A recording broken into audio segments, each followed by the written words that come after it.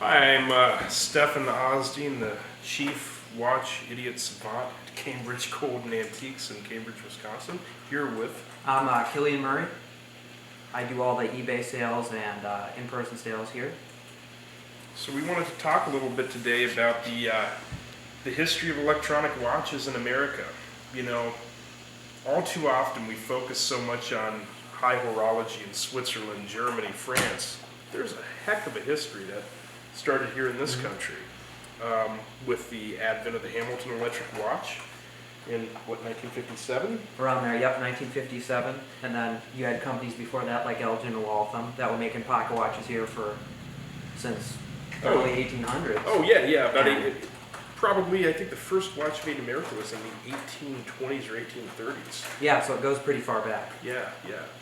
And the interesting thing was, these electronic watches were an attempt to make watches more accurate. And the history of this goes back to the early 1800s with Abraham Louis Breguet, who increased the beat of a watch from roughly 18,000 beats an hour, which is 5 beats a second, up to 21,600 in one of his tourbillons. So the idea was that if the escapement moved faster, you could more accurately cut time apart into smaller chunks and have a better average for timekeeping.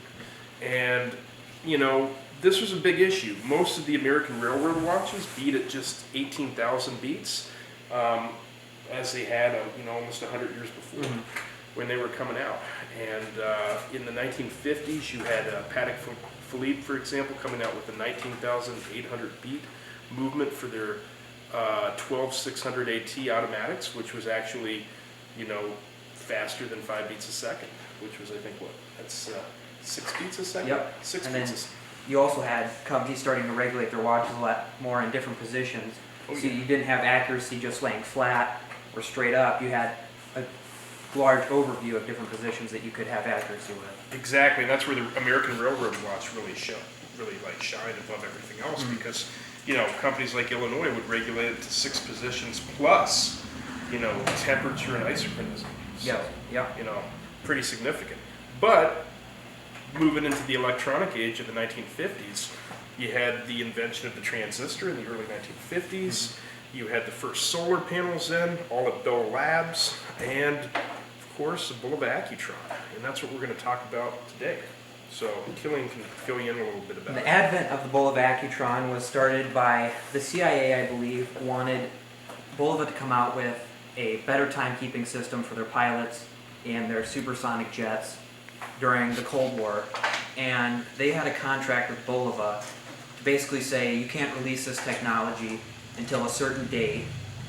And so basically the first Accutrons came out as prototypes back in the early 50s, or not early, mid-50s more like, and the first one came to the market in October of 1960, and that was the Space View, which we have right here. That's a 61. 61, yep. Yeah. And that's in the alpha case. And some of the early ones were more gold than steel, and that was just because they made so limited of them, they didn't know how they were going to sell. And that one's white gold, in fact. White gold, Yeah, yeah. it's 14 karat white gold, which is, really, seen in much less number than the yellow gold. Yeah. ones. And they started out as, a lot of the Space Views, the story is they started out as salesman samples. And you can see without a dial, it shows you all the internal mechanisms, and people like that. So they got a good response, so they continued to make the Space Views up until, well, they still do now. Back in 2020, they released the newest Space View that runs on static electricity instead of the tuning fork technology here. Right, and I mean, it's crazy to think the SR-71 Blackbird, a plane that's still unrivaled for a, turbojet engine, the fastest plane ever, manned plane, used an Accutron 214 movement in its dashboard. To power the clock, Yeah, which is just insane. I had on eBay 3 or 4 years ago an Accutron 214 movement that a very famous watchmaker in Switzerland ended up buying by the name of Antoine Prezioso, who makes some of the best tourbillons. And I said, man, this is really unusual. But he obviously had an appreciation for the history of electronic watches. And Very important. Very important. And, and this all happened before the quartz revolution of the late 60s. Yeah, when Seiko introduced the first quartz watch in 1969 with their Astron, Yep. it basically almost collapsed the whole entire mechanical watch Right. market. And they didn't really recover until late 80s. Because with every watch that Seiko was coming out with, they were knocking another blow to the Swiss industry. But Accutron stayed pretty well, they fared pretty well up until the mid to late 70s. And Right. then Bulova AccuQuartz came out. And who owns Bulova today? Now Bulova is owned by Citizen. Who were another pioneer. Who were another pioneer, early yes, quartz absolutely. movement. And it's just amazing to see that the Bulova held on, and it was made in both America and Switzerland. The movements, I believe. Yeah, later on they went Swiss, but they tried to start out, I believe they were in the U.S. for most of the early ones. Probably made in New York at the Bulova factory, which I think is in the building still stands in Queens. And Bulova continued to just sell piles of these, while the Swiss were struggling to keep going. This Longines Ultrachron from the probably early 70s has one of the high beat 36,000 beat per hour movements, which was an attempt to make a mechanical watch more accurate, but it could never come close to a quartz watch or even an Accutron. Yeah. I mean, absolutely. and one of the things that really differentiated the Accutron from, say, the first electric movement sold in mass production in America, the Hamilton electric, was that the Accutron had no balance, it had no escapement, and it had no mainspring. Hamilton didn't obviously have a mainspring, but it was basically a mechanical watch movement with an escape wheel and escapement driven by A battery.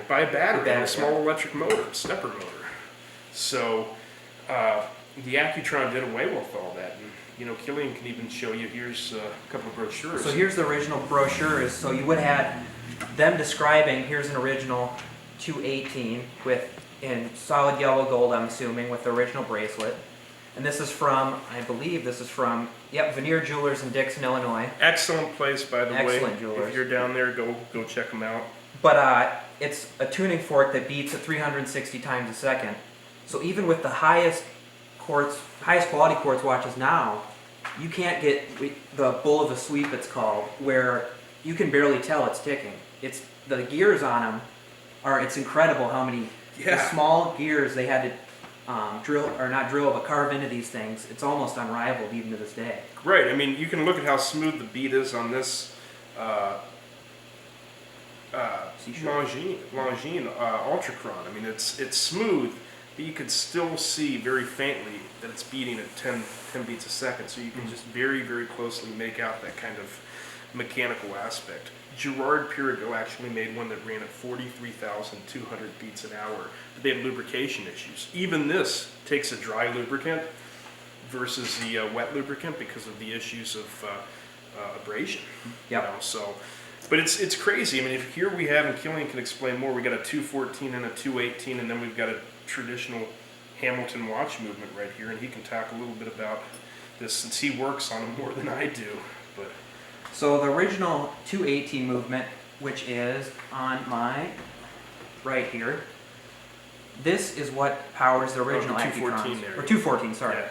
That's what powers the original ones. And in the mid to late 60s, I believe, Yes. late 60s more like, they came out with the 214, which was a slimmer and more improvised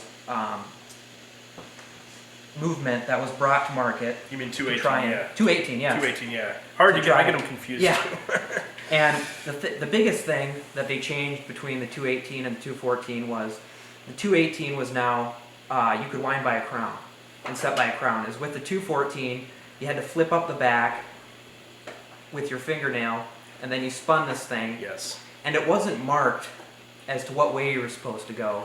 So if you spun it the wrong way, it would shear off all the teeth on those gears because they were so finely manufactured. So they had a lot of problems with that, but they compromised by coming out with the 218 movement. And you see right here with the crown on the side, you can pull and set that.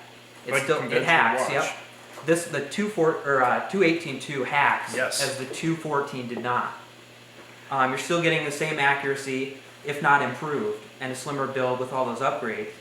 And people just bottom up. And they still buy them up. I mean, they still buy them up. Yeah. I think there's something of a renewed interest. And I mean, this is what you typically see. This was a Midwestern dude's watch, his 214 from, you can date these actually, it's a 1967. It says M7, and so the 7 behind the M means it's a 67. So, you know, this guy was wearing something that was really state of the art back then. Haven't gone through it, cleaned it up, and gotten this all tuned up. Tuning fork watch, it needs to be tuned, but soon we shall. And you know, but it's just so crazy to compare this with the traditional movement right here. I mean, tuning forks and electronic circuitry, a circuit board in place of an escapement and hand-finished, beautiful kind of Geneva stripes, or I guess Lancaster, Pennsylvania stripes, since it's a Yep. Hamilton. Yeah.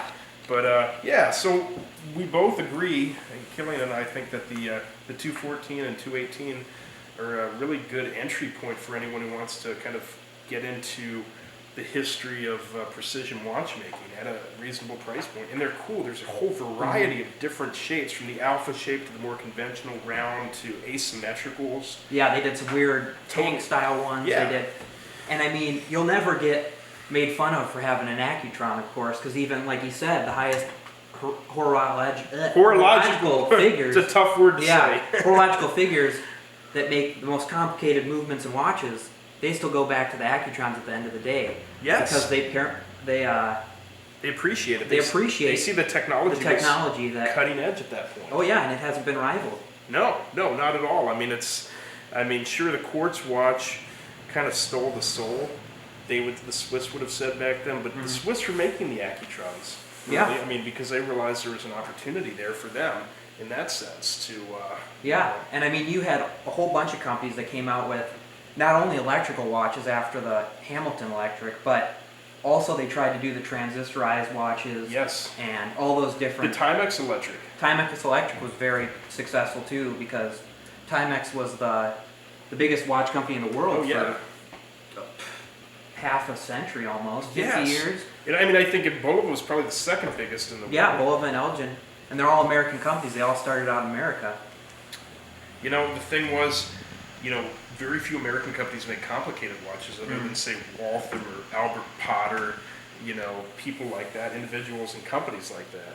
And so, you know, the American market was geared towards mass production and precision and not bespoke watchmaking at that point. So it gets neglected because there's so many more of these versus a Edward Piguet limited 1886 detent escapement double split second Rattrapant. Yeah. You know, or whatever. I don't even know if that was made. I just kind of, it's probably something that was made in a lock, but Yeah. who knows? When in early America, it was all functionality. Exactly. So you'd have farmers and businessmen, industrialists who'd buy Timex because they were so cheap. Right. And if you break a Timex, you're not You're not Out out. of money at all. Even the Accutron, comparatively speaking, I mean, I'm wearing a 1930s Patek.